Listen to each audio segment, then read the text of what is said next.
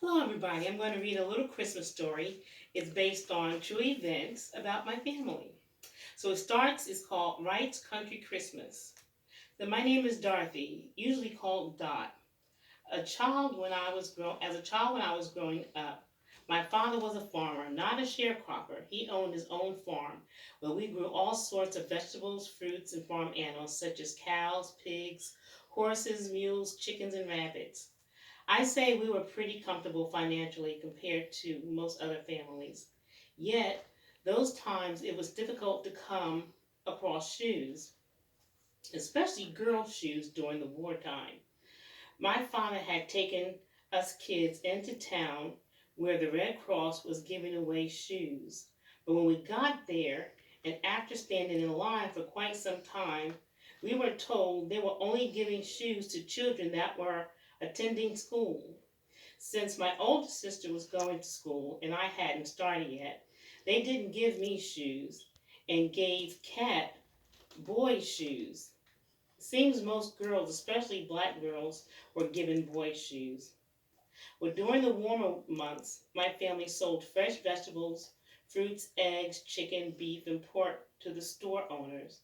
When the weather was changing to cooler seasons, like now, Mama would make canned fruits and vegetables, along with Daddy having made cured meats to add to their selling list to the stores. The holiday season has started.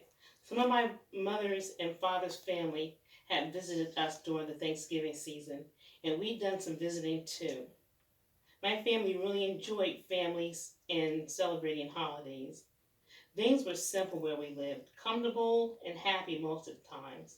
We worked hard from sun up to sundown, so we were glad to light our lanterns when the sun went down so we could relax indoors, listening to the family radio or just talking.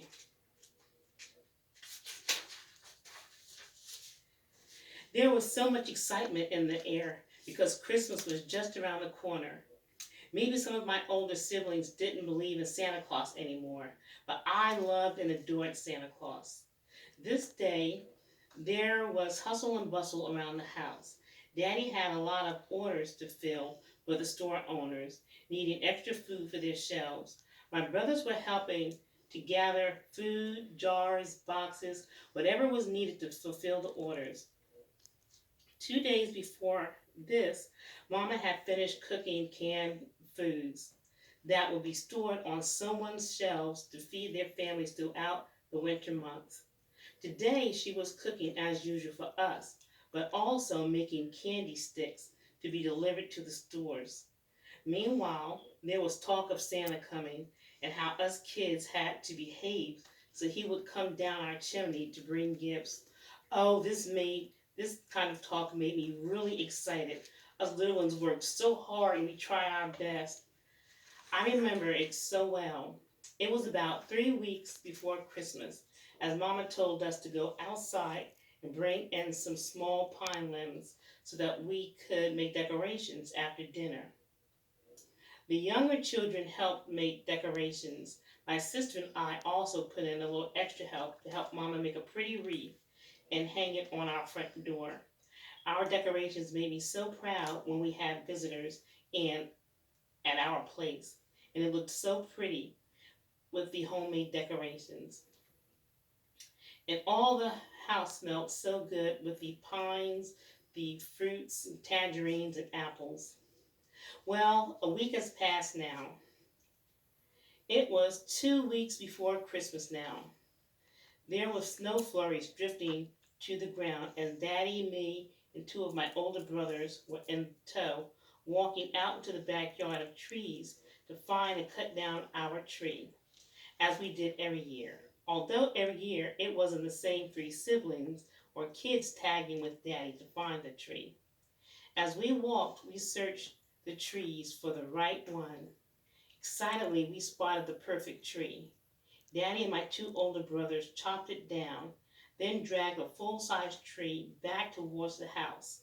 As soon as we were seen from the porch window, my other two brothers and sister came romping out onto the porch, all excited. Once we got the tree on the porch, My two brothers and sister gathered around the tree to admire it. My father squeezed the tree inside the door, where my mother popped popcorn in our fireplace, so us kids could string the popcorn to put on the tree. We propped the tree up on the stand Daddy had made. My parents always said to wait a day or two to allow the tree to settle before decorating it. But we were so excited within the next few hours we began to decorate our Christmas tree. And my parents placed it in our front window. I would say it looked so pretty by the window. A few more busy days passed as our house was full of excitement of the holidays. We were getting ready for our special visitor. Oh my goodness, I could have just burst with the excitement of Santa coming. So it's 2 days before Christmas now. It's early afternoon as our visitors, which included my father's brother, his wife, two daughters, and one son, turned their car into our long driveway. They traveled about a quarter of a mile on this dirt road approaching our house. During the warmer months, our driveway leading to our front door would have been lined with flowers. Every, every spring, Mama also planted other flowers to fill in the driveway. Since it was winter, of course, there were no flowers now. Instead, a thin layer of snow covers the ground. The approaching car stopped right in front of our door. We already recognized our visitors. My sister's brother and I ran out the door with no coats on to greet them as the snowflakes drifted down from the sky. We all went in the house, which was warm from all the cooking Mama had done preparing for our company. While the grown-ups talked, us kids put on our hats and coats to go outside to play in the lightly falling snow until it was time to eat. We were just getting started playing good when about 30 minutes later, Daddy called us inside. But as we entered the kitchen removing our outer clothing, we realized just how good the food was smelling. All of a sudden, I was starving as we all made our way to the huge picnic-style table with benches for us and chairs at each end for our parents to be seated. My sister Kat joined right in with Mama and Aunt Josephine, putting homemade biscuits, applesauce, apple juice, collard greens, turkey dressing, gravy, sweet potatoes, and butter on the table before we all started on our feast. There was so much chitter chatter as we sat down and started placing food on our plates. Before we started to sample and savor the food, we said grace and gave thanks for everything and everyone. Then suddenly, the room quieted for a minute or two before everyone began saying just how delicious the food was. After enjoying our early dinner, Mama turned on the radio and took a seat amongst the other adults. As all of us girls, including my two girl cousins, we cleared the table. Afterwards, we joined the rest of the family in the living room, where again there was lots of talking and laughter. The radio was playing an old song my father liked, so he danced, and he was a good dancer, as his brother sang along with the radio. His side of the family was pretty talented musically, so most of the times entertainment was from family members singing, playing instruments, and dancing. Anyway, as I was saying, the radio also played Christmas music. The grown-ups talked and reminisced over times past. It was beginning to get late. Yes, it was almost 6 o'clock and dark outside. It got dark early back in the trees with no street lights. My uncle and his family headed out to their car, where they packed in, as we said our goodbyes and wished everyone a Merry Christmas. They headed down our dark driveway, lightly covered with snow, heading for their home. Once back inside, Mama, my sister, and myself finished washing dinner dishes, while one of my brothers, Vernell, put more wood near the fireplace to last through the night. My older brother, Bob, swept the floor, while my two youngest brothers, Joe and Cornell, sat in front of the Christmas tree. Daddy sat down and just took in the activities of the household. After we finished our chores, us kids were told it was time for bed. As we went to our bedrooms, Mama joined Daddy, sitting down listening to the radio for a while. The next day was Christmas Eve. Yes, it had finally arrived. We knew this meant us kids would have to go to sleep earlier than usual. There was no complaints from any of us. Even my older brother didn't fuss. I don't know if they believed in Santa at this time, but if they didn't tell me.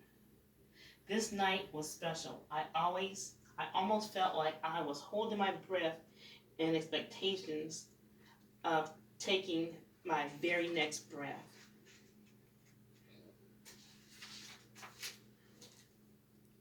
We went to bed while later that evening we could hear some moving around in the other room, kitchen, living room area. I got out the bed I shared with my sister. I cracked the door open, peeking out, and I saw two younger brothers slightly opened bedroom door and saw them peeping out also. There, sitting at the table, was a man with his back to our doors. He was dressed in a red suit, black boots, and a red hat. I closed the door and quietly shook Kat awake by her shoulder. I was quietly saying as I shook her, "Wake up! Get out the bed, Santa is here." She jumped up and pulled the door open slightly. We couldn't believe what we were seeing. We looked at my brothers. "Do you see what we see?" Then our eyes went immediately back to the kitchen table. He was sitting there talking with Mama and Daddy. We had left cookies and milk for him, just like we were supposed to. And yes, he was eating the cookies and drinking the milk. We knew we couldn't let them know we were out of bed because then Santa wouldn't leave our gifts. We quietly closed the door, but there was no way in the world we could go back to sleep.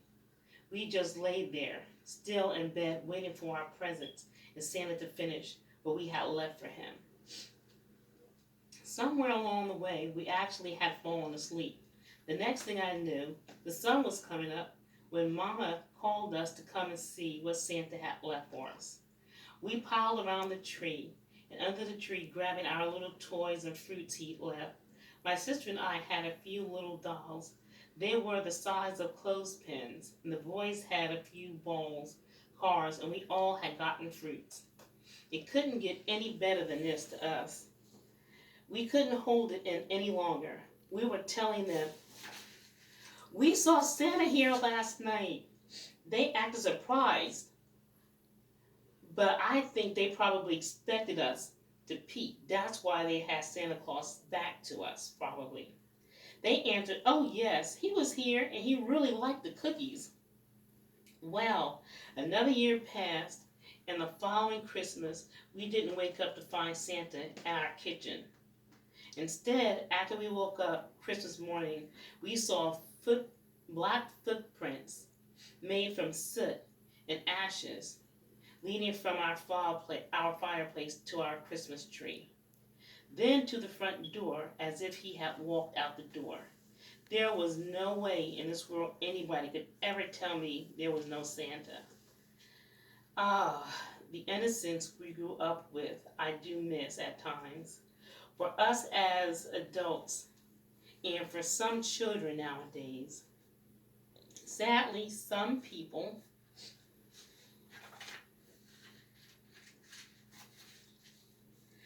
have learned not to believe in the magic of Christmas. They have somehow gotten it all wrong. They think it's about the stores, but it's not. It's about the love God sent us. His Son, Jesus Christ, in God's flesh form. He gave his beloved Son for us to have everlasting life. If we do right, mostly, he just wants us to believe and to love. This is the real reason for this season. Love, carry it in your heart always and share it every day of your life. Merry Christmas.